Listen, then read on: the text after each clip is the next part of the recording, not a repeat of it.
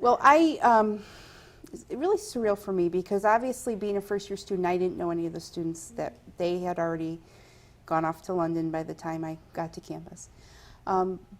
But you still feel they're part of your campus community. You're walking the same walk they're doing. They're part of your campus experience and your college experience. And my birthday was on December 20th.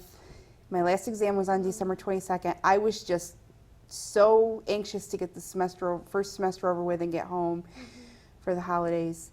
And I lived in Flint Hall, and I remember my roommate, in fact, coming down the hall screaming that a plane had crashed and there were SU students on it.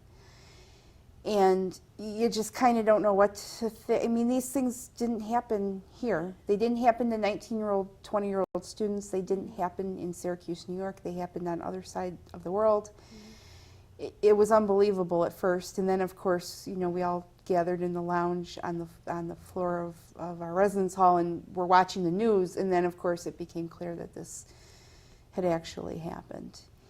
And it was like the bottom of the world fell out at that point. It was horrible. It was devastating. It was like a blanket of grief was covering this campus. I remember going to my exam the next day, and just the stillness. There was not a noise on campus. It was just like we had just been covered in sorrow and grief and shock. And I'll never forget that as long as I live. It's always going to be a part of me.